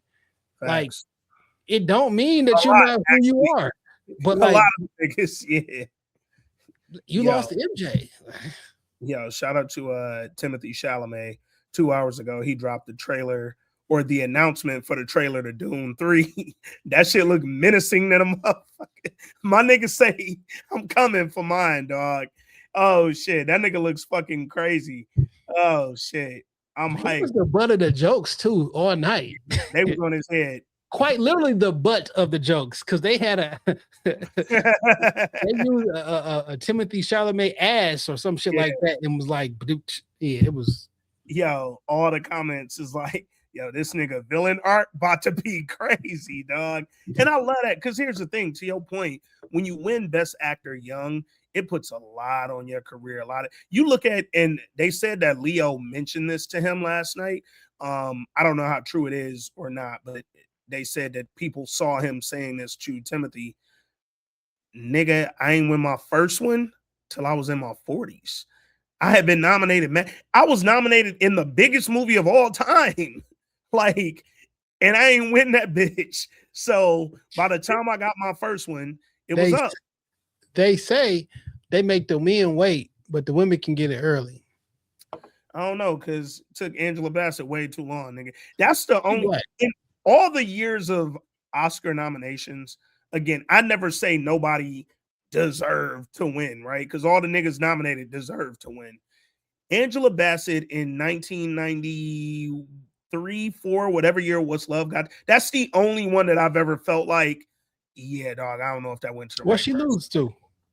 She lost to, let me look that up. 1994 Best Actress Oscar. Holly Hunter in The Piano, which sound like it was about some. I don't know what The Piano's about, but I'm about to take a wild guess and say it has something to do with World War II and the Holocaust. I bet you it has something to do with BB and them. Let me see. The Piano is a movie about. Oh, after a long voyage from Scotland, a pianist and her daughter are left with all their belongings, including a piano on a New Zealand beach. Fuck out of here, bro. And shout out to Holly Hunter, because, hey, you was great, my nigga.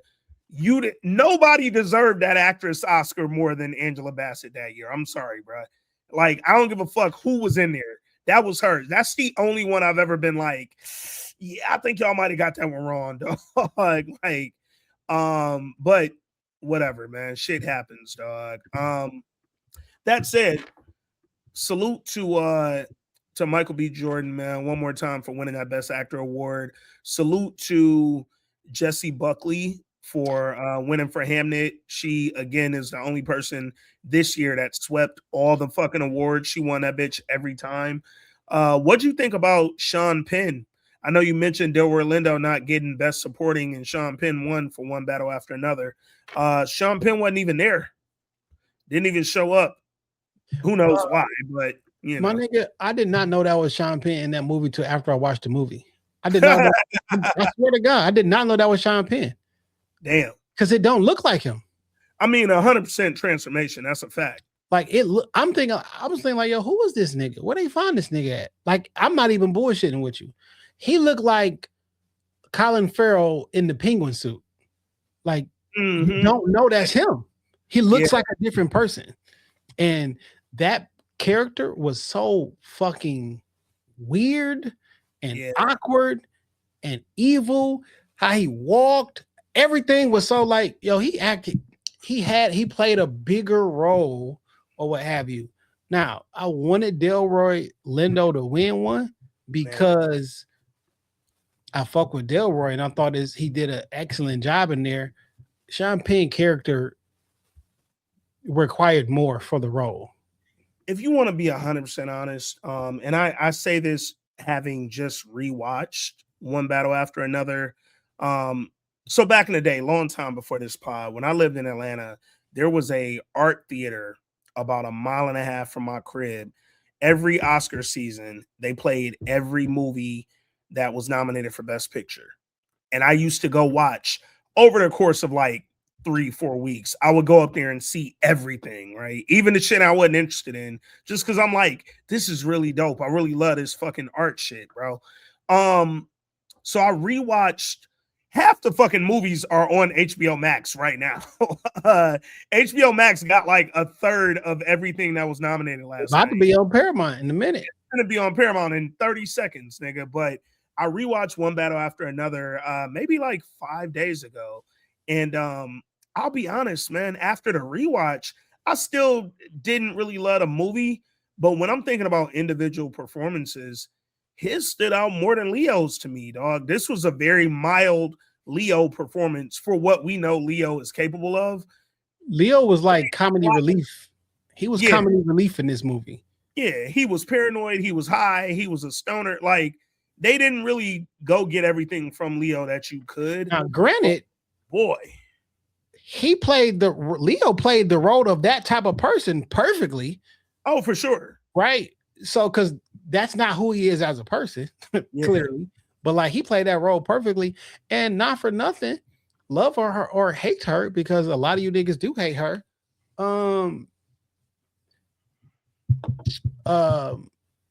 Damn.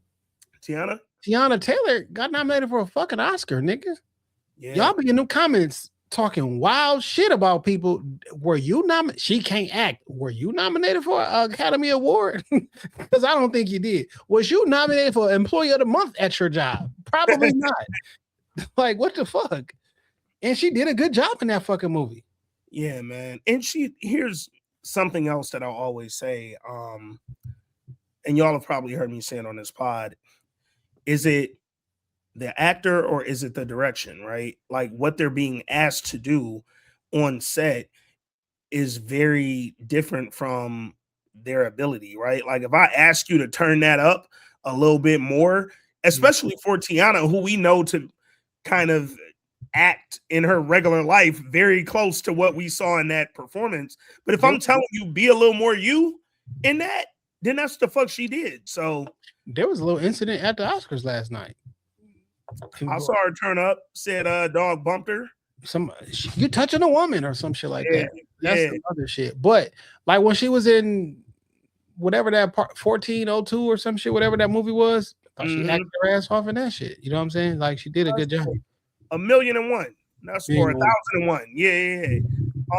No, and we reviewed that. Like she got her. Yo, man, we be reviewing some shit, dog. Like y'all think it's all Oscar nominated films, nigga. No, we get in our bag for shit that we know 20 of y'all watched out here, bro. 1001 was good, and that was just the apartment number. Yo, bro.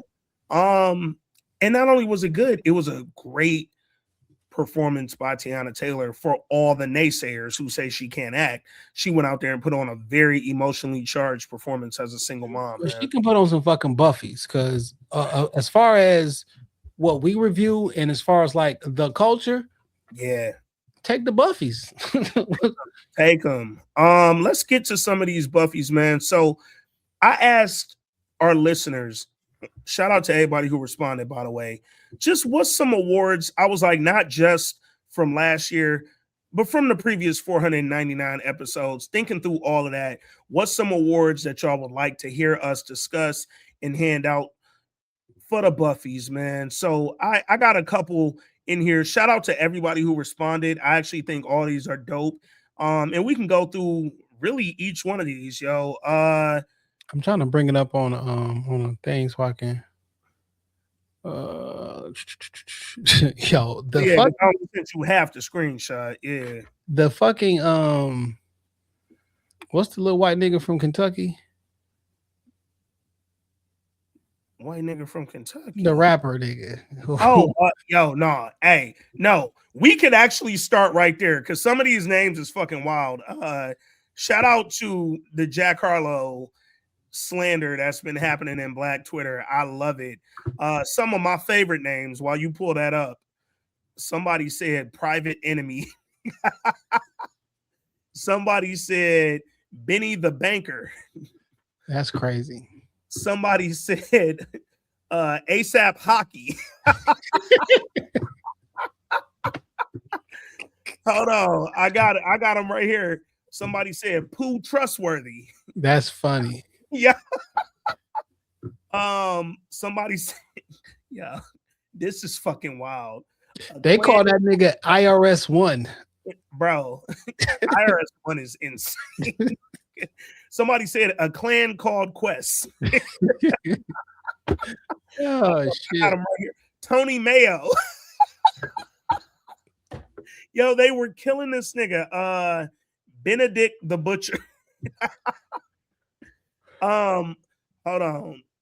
DJ Clue, but they got it with a K. Somebody got Most Certain, not Most Deaf, Most Certain. IRS 1, you just said that. Hold on, here goes some more. Luca Vandross is fucking crazy. Luca Vandross is insane. Yeah, Luca Vandross is fucking crazy. White Thought. Ninth Wonder Bread. Yo, the internet is crazy. Yo, Charlie Kirk Franklin is fucking crazy. Internet undefeated, dog. Yeah. Charlie Kirk Franklin is fucking crazy, dog. Uncommon. LL Cool Whip. Yo, my other one was Music Stole Child.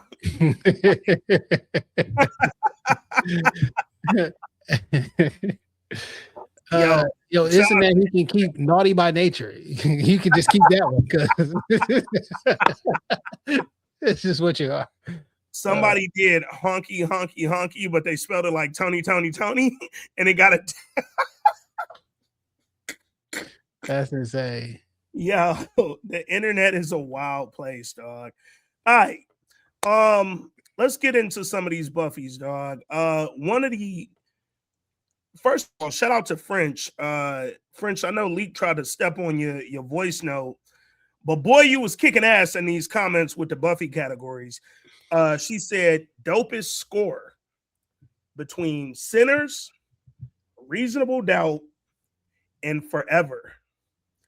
And I'm gonna throw one more in there just to shake it up. Insecure. So we got Insecure, Forever, Sinners, Reasonable Doubt. Who got the best score? Well, let me. Well, Sinners is the only person with an actual score. Facts. These other ones are just playing songs, right? These are soundtracks. Yeah. Now, so if we go Reasonable Doubt, Forever, and Insecure, whoo, shit. Man. I'm going to go. The Buffy is. I'm going to go for Forever. And I'll tell you why I will go for I'll pass those buffs over to Forever. Okay. Reasonable Doubt got the most slappers. Nigga. For sure. Right. Reasonable Doubt is cheating. And we haven't figured it out yet, but they're cheating. Like, they got the most slappers for sure. Bro. But like Forever had the ones and they fit the scenes perfectly and cinematically. Man. Like, now I'm not saying that the Reasonable Doubt don't fit because they be like, bitch better have my money when somebody owes some money. Yeah, the bitch really gotta have the money, like in the scene. You be like, damn, bitch. Yeah. I'm gonna go. So Reasonable Doubt, Sinners, Forever, Insecure. I'm going Insecure, and it's the reason I added it. Because I gotta hand the Buffys to them. They had everybody from Solange to Raphael Sadiq running the fucking the songs on those episodes. And I mean, Issa found a way to introduce a nigga like me to new music and new artists that don't need introduction to a lot of. I find all the dope shit on my own, and Insecure opened up a whole nother part of my fucking Apple Music, bro. Like, it was like, hold on, nigga. I don't know what that song is, but I need their whole discography in my phone right now. And I've done that more with Insecure than any of them other shows. I wonder who the music producer, because it wasn't just on Insecure, it was on rap shit too. Yeah. Oh my gosh. Yeah. Issa, I feel like Issa's ear lent itself to whoever she knew I'm gonna make such and such the music producer for a reason. Like it was kind of like she was in sync. Because they did phenomenal with the music on both of those. And not for nothing, Raphael Sadiq is the go-to because he got nominated for that's Oscar in 2017 for Mighty River from the movie Mudbound. Yep. In 2025 for I Lied to You. I really thought he was gonna get that last night. I ain't gonna front. I thought it was on the way. They performed it. Yeah, and beautiful performance, by the way. Now, when the K-pop niggas performed too, I was like, oh shit. Yeah. I'm like, oh, okay. It's different. I was like, so this what I was worried because I was in my conspiracy mode, my tinfoil hat. When I saw the love they kept giving Sinners this in the program throughout the night, I'm like, don't be giving me the head nod and don't give me the award. And then when they performed, I'm like, okay, don't let this be the credit that y'all give me. I still need them Oscars too. So I just want what else Mighty River. He did Tigress and Tweed from the United States versus Billie Holiday, nominated for a Golden Globe for Mighty River, Golden Globe for I Lied to You, nominated, by the way. Yeah. He only got 3 Grammys. That's crazy. It's nuts for Like, y'all got to go Google Raphael Sadiq catalog to understand why that's nuts. Oh, he has so many nominations. He got a win for best R&B song for "Love of My Life," an ode to hip hop in 03 for "Love of My Life." That's crazy. Yeah. That's crazy. Yeah. Cowboy Carter, he won a one from Beyonce last year, a Grammy for Cowboy Carter, and Cuff It from 2023. I do not know about Cuff It. I thought it said cut it. I'm like, yo, that nigga crippled. Like, Genesis, nigga. No shit. RT Genesis is funny as fuck. All right, let's keep these Buffies going. You had Forever. I had Insecure on that one. I'm gonna stick with French for a minute. Just she dropped another one that I thought was really dope. Let me look at some of these replies. Just the one. All right, cool. Yeah. Oh, somebody she said could probably add Insecure, Snowfall, and Fight Night. Okay, because I feel like Snowfall and Fight Night, not that they didn't have great music, but it was very much the era of the show music. Yeah. You know what I'm saying? So they kind of box themselves in, dog. All right. She said dopest period piece series: Raising Kanan, Snowfall, Lovecraft, Fight Night, Lawman Bass Reeves. So when I saw this, I was like, yo, this shit did come out in 2026. I was like, but I didn't see the $4.99 portion. So now that all that makes sense now. Yeah. Dopest period piece series. We missing something off this list. Oh, what you think missing? We missing the girl in the Lady in the Lake. Oh, Lady in the Lake. Ooh, that's a strong entry. Because that's an actual period piece. For sure. And it's a sleeper. That's a sleeper. And that was an amazing show. Amazing actors.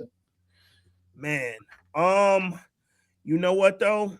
On that one, I'm going Lovecraft, dog. And it hurts me to say Lovecraft over Snowfall, because we all know how we feel about Snowfall on this pod.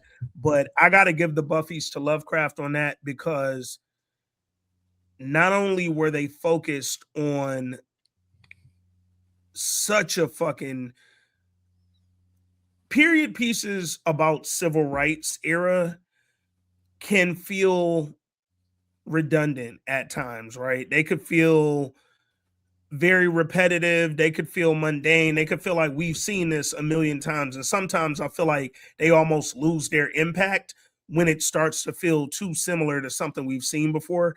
Lovecraft was unlike anything I've ever seen before, dog. Like the way that they captured the period while also exploring so much other stuff, and not losing sight of the period. Like we never lost sight of it. Boy, that episode where they injected the Till story in there. Oh, that for sure. Oh my God. Like, and it was just, it took you so deep into the civil rights era movement that you almost forgot. Shit, I ain't gonna say all of y'all, but some of y'all never knew the term Sundown Town till Lovecraft. Like, did you know about the Green Book? Yeah. Before the sun, you hadn't seen the movie The Green Book. Shout out to Mahershala Ali. You might have never heard of it till you saw those episodes of Lovecraft. And I just think that they did a great job weaving in wizardry and magic and spells. Now, granted, civil rights. I will give some love to Fight Night too, though. Because when you think about the period pieces, they covered a lot, and it was really like, I mean, it went to a very specific time, a very specific night. You know what I'm saying? When Muhammad Ali was fighting, but like, I think it touched on a lot. Bass Reeves, it was a lot of jumps. In the timeline for Bass Reeves, but I really enjoyed Bass Reeves. Shit, I enjoyed his other joint on. It wasn't as good as a show. The other joint on Apple TV he did when he just got out of prison and he was trying to get his shit together. David Oyelowo show on Apple TV. Oh, Yeah, I forgot about that shit. Fuck. It was, to your point, great period piece. Government Cheese. Yeah. Yeah. I thought that was cool, but no, I think so. What about dope period pieces films? Sinner, Harder They Fall, or Book of Clarence? I might go Harder They Fall. I think Harder They Fall. One that was, oh man, that was a phenomenal fucking Netflix movie, like off top. But I think they focused so much on the period. And again, for a nigga who loves a good cowboy film, they can also start to feel real. Hey, I've seen this once, I've seen it 1,000 times. Yeah. The Harder They Fall kept my interest beginning to end. I think everybody performed excellently. Not that I didn't feel like that about Sinners or even Book of Clarence to an extent. But I just think The Harder They Fall was, when I think of it, I think about the period. When I think about Sinners, I think about way more than just the fucking period or the era that they were in. And it, when we talking period pieces, that matters, man. Yeah. I think that's all the comments. Oh no. We had almost more replies in there too. I really try him. It was so congratulations to 500, but top 5 true crime shows in the past 10 passenger years is to me no order. Mayor Kingstown, Snowfall, Raising Kanan, OG Power, Ozarks, really good, by the way. Jordan Peele next movie got to be a hit or he's losing steam right now. Shout out to Courtney. I would say I'm gonna do a top 3 on true crime shows in the past 10 years. Mayor of Kingstown for sure. Snowfall. Does that count as a true crime show? Oh yeah, because it ain't true crime necessarily. Shit, really only Snowfall is like true crime in everything he listed. Let's just go crime shows. Okay. Crime shows. I'm gonna do, out of what he listed, I'm gonna throw in Mayor of Kingstown, Snowfall, and Raising Kanan would get the Buffys from me out of what he put in there, yo. I mean, it's Raising Kanan for sure. But I only say Raising Kanan for sure because Mayor of Kingstown don't exist on the main pod. Patreon. Since we listen to the main pod, and if you ain't subscribed to the Patreon, you've never heard us talk for the last 4 years about Mayor of Kingstown, and you're missing some of the greatest fucking content of all time. You're missing out. If you're thinking main pod though, and I'm going crime shows, then I'm gonna go Snowfall by a hair over Raising Kanan. Y'all know we love Raising Kanan up here. But I'm gonna go Snowfall on crime shows because can you believe Snowfall and The Wire never got a fucking Emmy nom? I'm never getting over that, bro. That shit criminal, dog. Never getting over that shit is criminal. And shout out to F1 for winning an Oscar. It wasn't for like acting, but it was like thinking for like sound design or some shit like that. Yeah, let me find what they won. Best sound. Yep. Best sound. Yep. F1 was a really entertaining movie. That shit was like high octane intensity, dog. I was not mad. I didn't mention this earlier, but I do want to go and give a huge shout out to Autumn Durad Arkapaw, who won the Oscar for Sinners for cinematography, first woman to ever do so. That's crazy. No woman has ever won an Oscar for best cinematography. I thought so when I saw her win, I thought it was for I'm sorry, when I saw her win and people were saying first ever, I thought they were saying first black. I didn't realize first woman, period. I thought it was black woman. So extra salute. It made her speech when she said, I want all the women to stand up. And like, I feel like I wouldn't be here without, like, that whole thing was like, because nobody recognized it. And then Conan came back out in the next round, was like, yo, history just got made. Because woman has never made that shit before. So he also looks like Santos from The Pit in the face. Like I could see them being distant cousins or some shit, man. You know who I would love to see work together? Who? Her and Melina. What's the girl name from who? Socket. Shit. Yes. Her. Cause like I love their style. Matsukas, yeah. I love them too. Man. I love they'd get some shit off visually, wouldn't they? Woo! I don't know. And I get it. Y'all both be the heads of y'all shit. You feel me? But like, I love their style, man. Hey man, Melina Matsukas and her would actually go crazy on some visuals, dog. Like that would be nuts, my nigga. Yeah, they need to figure out something, dog. Because now that I'm thinking about it, that would be a fire ass little combo, bro. All right. Coleman Domingo mouth dropping shocker for best twist surprise. Mach, what up? What's the best twist or surprise?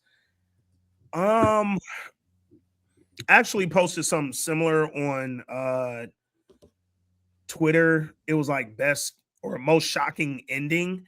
For me, the most shocking endings of a movie have been Usual Suspects, when Kevin Spacey walked at the end as Kaiser Sose. That shit tripped me the fuck out. Scream, the first one, when it was two killers.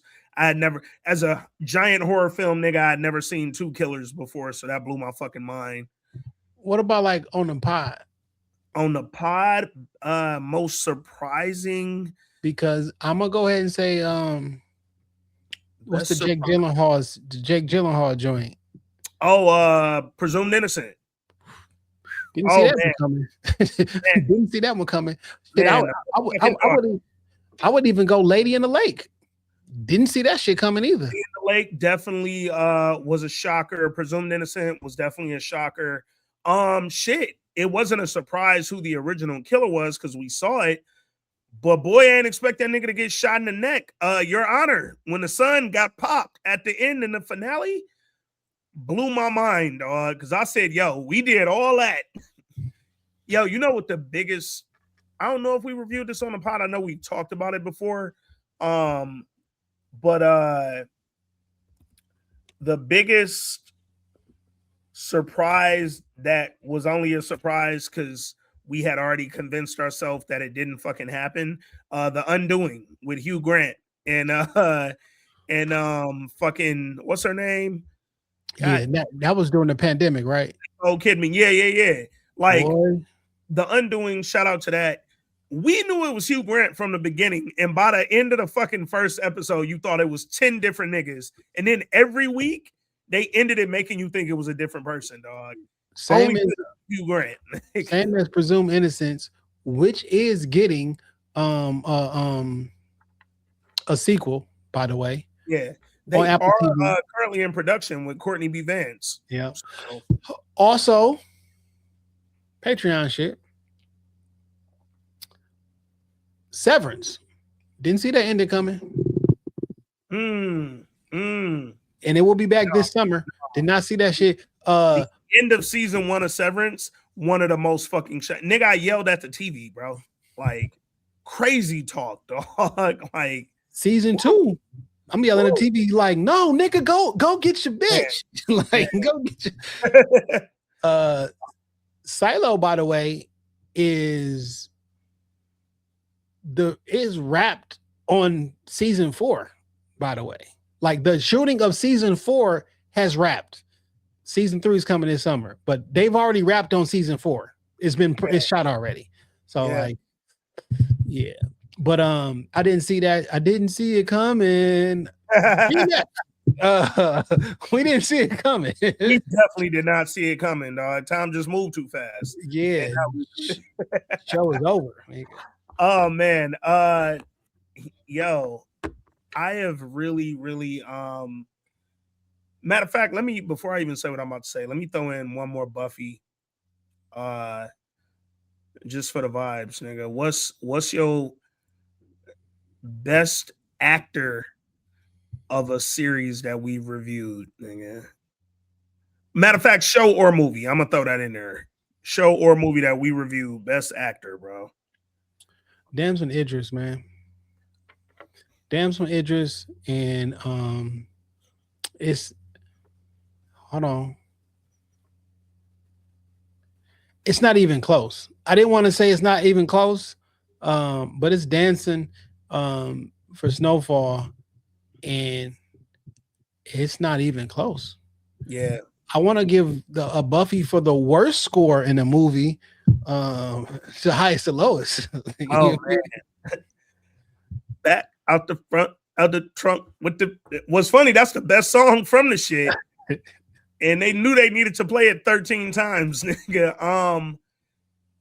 I would say best actor from something we reviewed, TV or film. I definitely Damson is up there for sure. I might go honestly, I might go Courtney B. Vance in Lovecraft. I think that nigga was amazing as the uncle in there, dog. Like, he was amazing. We got what, he died early, seasons of yeah. It's not even fair, man. I had 6 years in every episode to stunt, to grow, to get evil, to get like every emotion. I'm trying to think best actress.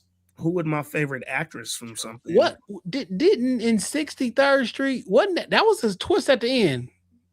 In season 1, yeah. Like, oh, the nigga did it for real? I thought he didn't do it. Like, that was definitely a twist. Yeah, Courtney B. Vance did all that lawyering, trying to help.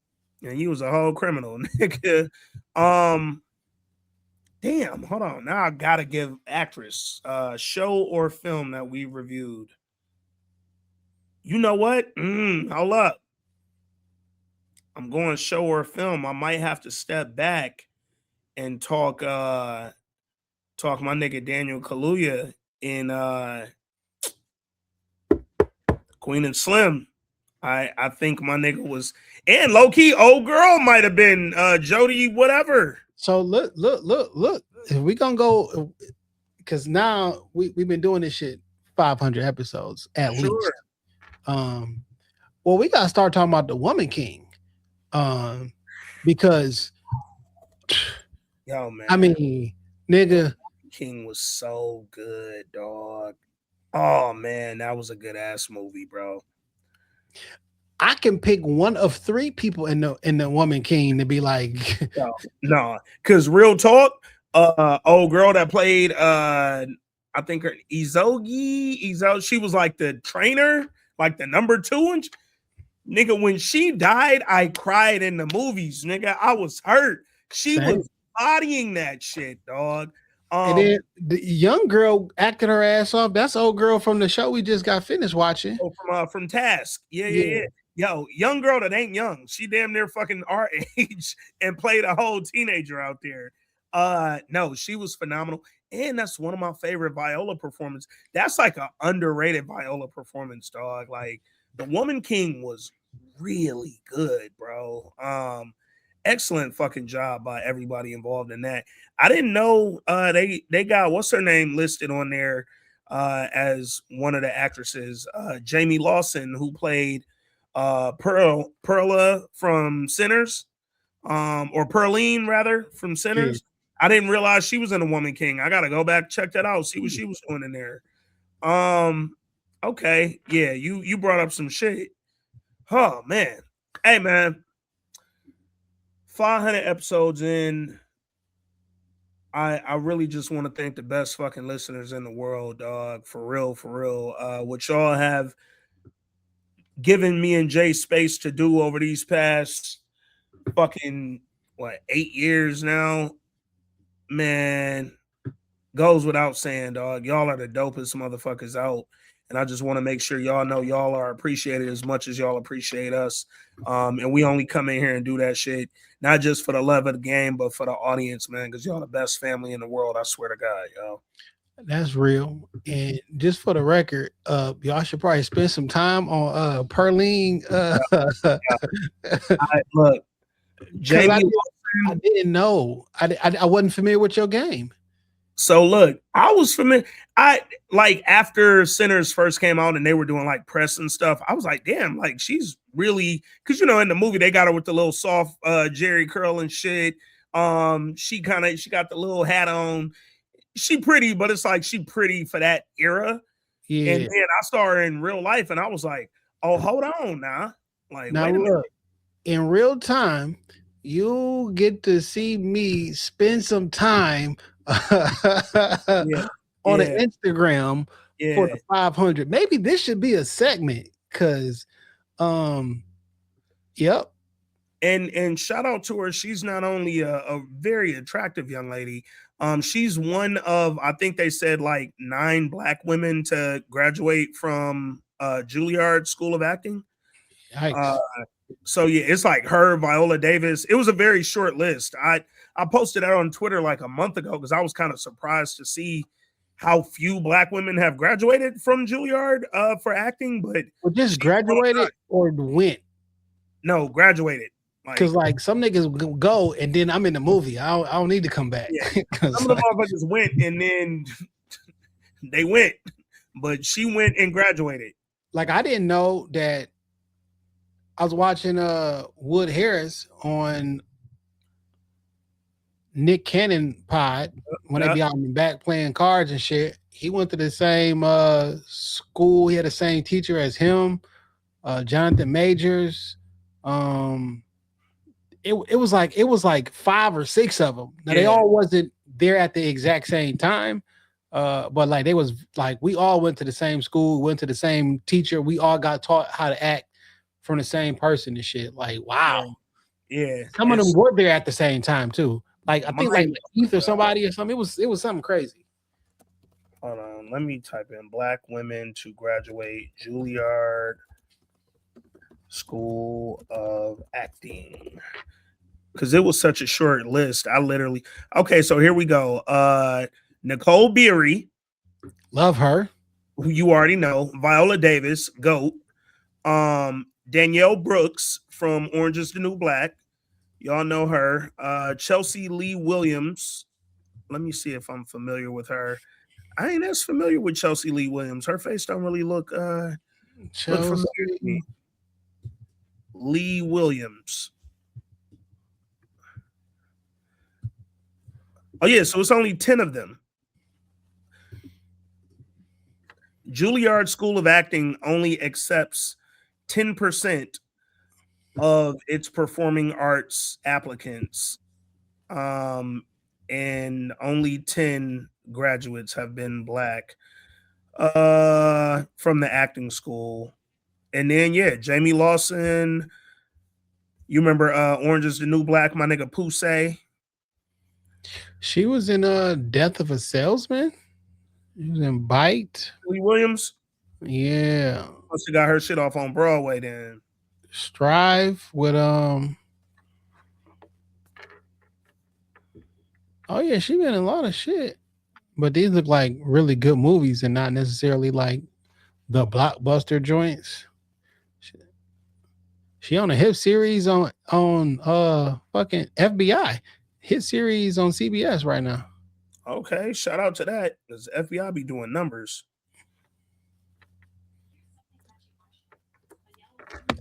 Somehow, Siri thought you were asking her a question back there. Oh shit! She talking about here's something on Marshalls. Like what? What are you talking about? But listen though, man, 500 episodes. To your point, man, the greatest, some of the greatest listeners in the world, who've been down, just been holding us down for a long time, and I greatly appreciate it. From y'all, even because like y'all know a lot about us because we've been podding for a long time, but we don't know a whole bunch about y'all. So like I don't know what it takes for y'all to send in a voice note. Sometimes y'all be at lunch, y'all be in the car. Let me get this voice note out, man. And like it means the world to us. You know what I'm saying? So we can hear feedback and like every podcast don't got that. That's not like we don't got like a one up on y'all or no shit like that. But that mean like it's some special shit there, and I appreciate the immediate feedback of how y'all feeling and fucking with these shows, and like what y'all be thinking about certain things, because y'all make me look at different things or make me look at things differently. Yeah. And not just the voice notes too, but like the activity on the socials. Like I know however many years ago, like we was encouraging y'all, like y'all ain't gotta wait on me or Jay to post to start talking about the show. The shows that we reviewing. Like y'all can go in there and it's community, man. We want everybody involved and everybody to feel confident speaking up on shit that they watching whenever they watch it, man. And y'all have done a great job. One of the commenters who responded to I think he was the one that put in like the best crime series. My nigga Courtney, man. Courtney active as hell in there, yo. Like always in there dropping some new shit, new shows. Courtney then reminded me of some shows that I forgot I planned to watch. And then it was like, oh shit, he drops his thoughts in there. And I'm like, yeah, bunch of posts, people like, yo, is anybody watching this? I'm all, yeah. And if I see that y'all like, maybe I need to go watch that then. Yeah, dog. So that sort of activity on the socials, that sort of activity interacting with me and Jay, sending in the voice notes, whatever it is that y'all do in y'all life, that allows y'all time to communicate with us in whatever medium, whatever form, just know it's appreciated, man, because we don't know everything about what y'all got going on. We definitely wouldn't hate getting to know y'all a little more, but we know that y'all got your own lives, man. And the fact that y'all take that time out to fuck with the gods, it's really something that I appreciate. I know Jay appreciates, man, and just know it ain't taken for granted at all. Extra special salute to everybody that is signed up for the Patreon. Again, man, you don't have to spend your money with us, but you do. And we ain't one of them pods that's going out there fishing for the dollars. We ain't made it a Patreon exclusive only pod yet. It might come one day, you know what I'm saying, where you can only find us over there. But the way that y'all showed up when we first made when we finally made the Patreon, we talked about it for years. Some of y'all been telling us, yo, do it, make a Patreon. Yeah, y'all encouraged us to get it done because we was kind of bullshitting, to be honest. And the fact that y'all immediately turned up for us and came and showed us, yo, man, this shit is dope and it's valuable, and we want to continue to hear y'all thoughts on stuff outside of the culture, within the culture, and everywhere in between, man. Just know 500 episodes, we more appreciative now than ever before, man, and we really want to just salute the audience, salute supporters, salute the listeners, and I'm not saluting the haters because I like to show love to people that show love to me, man. So appreciate y'all. We hope to do this 500 more times. Thank you for listening, man. We'll see y'all real soon for Patreon. We got the Pit, and then main pod we got Paradise, yo. So we'll be back later this week, but just know 500 episodes in, it's only the beginning, man. Love.